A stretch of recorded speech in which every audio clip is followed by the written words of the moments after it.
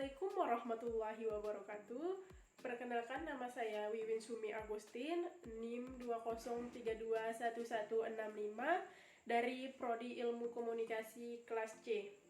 Nah, pada kesempatan kali ini dan pada presentasi kali ini saya akan menjelaskan materi tentang revolusi industri 4.0.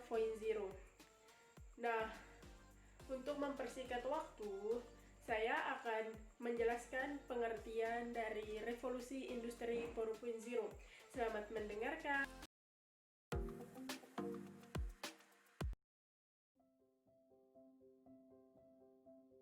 Di sini apa yang dimaksud dengan revolusi industri 4.0? Yaitu merupakan transformasi komprehensif dari keseluruhan aspek produksi di industri melalui penggabungan teknologi digital dan internet dengan industri konvensional. Apa perbedaan revolusi industri 4 dengan revolusi sebelumnya? Perbedaannya adalah, kalau revolusi pertama dipicu oleh mesin uap, revolusi kedua dipicu oleh ban berjalan dan listrik, revolusi ketiga dipicu oleh mesin yang bergerak, yang berpikir secara otomatis seperti komputer dan robot. Dan revolusi keempat menghubungkan Internet of Things dengan teknik manufaktur untuk memungkinkan sistem berbagi informasi, menganalisa, dan menggunakan untuk membantu tindakan cerdas. Mengapa revolusi industri 4.0 bisa terjadi? Karena disebabkan manusia ingin mengatasi masalah-masalah yang dihadapi ketika memproduksi barang, seperti biaya yang mahal, waktu yang lama, dan itulah yang mendorong manusia untuk menemukan cara yang membuat produksi menjadi lebih efektif dan efisien. Berikut adalah beberapa contoh inovasi pembelajaran mesin yang digunakan berbagai macam industri. Yang pertama, retail, yaitu menyoroti sentimen konsumen terhadap merek atau memprediksi pelanggan mana yang cenderung membeli produk tertentu.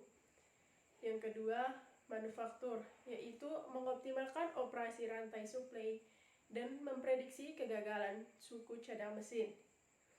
Yang selanjutnya, medis, yaitu membantu dokter dalam mengidentifikasi berbagai jenis sel kanker dan menemukan kelainan intrakranial secara real time. Berikut beberapa faktor dampak dari revolusi industri 4.0. Yang pertama, globalisasi, yaitu perkembangan teknologi baik di dalam maupun di luar pabrik telah berdampak pada globalisasi industri manufaktur. Proses di mana bisnis dan organisasi lain mengembangkan pengaruh internasional atau mulai beroperasi secara internasional. Yang kedua, mengaburkan batasan. Di awal industri 4, perusahaan menggunakan rantai pasokan dengan jaringan data yang lebih kompleks di seluruh dunia dalam operasi mereka.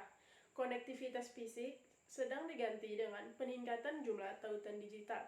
Banyak yang disimpan di cloud. Dan yang terakhir atau yang ketiga adalah kompetisi internasional, yaitu peningkatan konektivitas. Berarti perusahaan kini harus kompetitif dalam skala global dan tidak dapat mengandalkan lokasi fisik mereka untuk memenangkan bisnis. Ini berarti bahwa perusahaan harus fokus pada memenuhi tuntunan konsumen yang selalu berubah. Ada 6 strategi dalam menghadapi 4.0. Yang pertama, perbaikan alur barang dan material. Yang kedua, peningkatan kualitas sumber daya manusia. Yang ketiga, penggunaan teknologi digital. Yang keempat, harmonisasi aturan dan kebijakan. Yang kelima, menarik minat investor asing. Dan yang keenam, perluas jaringan bisnis.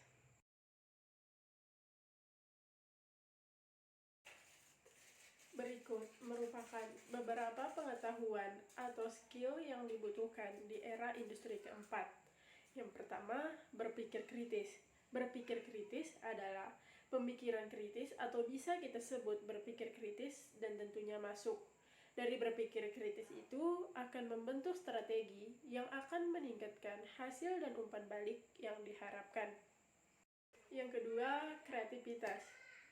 Banyaknya produk industri yang benar-benar baru membutuhkan kreativitas lebih untuk selalu menghadirkan produk lain.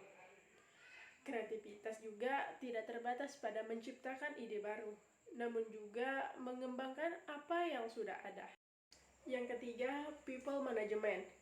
Kemampuan people management disebut juga dengan leadership, yaitu kemampuan untuk memimpin, mengatur, dan memanfaatkan sumber daya manusia atau SDM.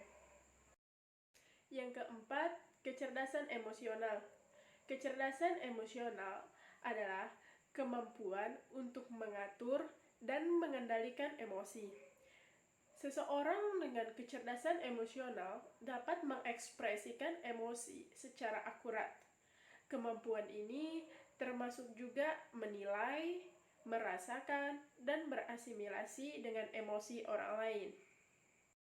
Yang terakhir atau yang kelima adalah negosiasi. Kemampuan negosiasi berarti mampu meyakinkan orang lain hingga tercapai kesepakatan bersama. Bukan hanya negosiasi dengan pelanggan atau calon investor, namun juga bernegosiasi dengan rekan kerja tanpa kegaduhan atau pertengkaran.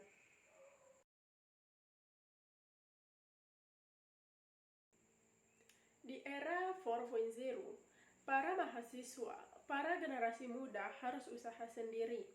Pemuda seperti halnya mahasiswa, bukan hanya menjadi penonton, tetapi juga dapat menjadi pemain dalam mendukung pertumbuhan ekonomi. Salah satu yang mendukung pertumbuhan ekonomi dengan berwirausaha.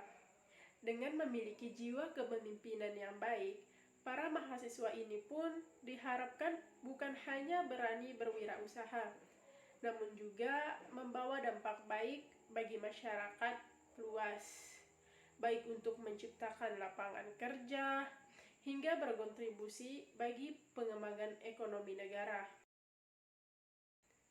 Terima kasih atas perhatiannya, kurang lebihnya mohon maaf. Demikian akhir presentasi saya, semoga bermanfaat untuk kita semua. Semoga apa yang disampaikan adalah awal untuk kita menerjang badai kehidupan. Terima kasih. Wassalamualaikum warahmatullahi wabarakatuh.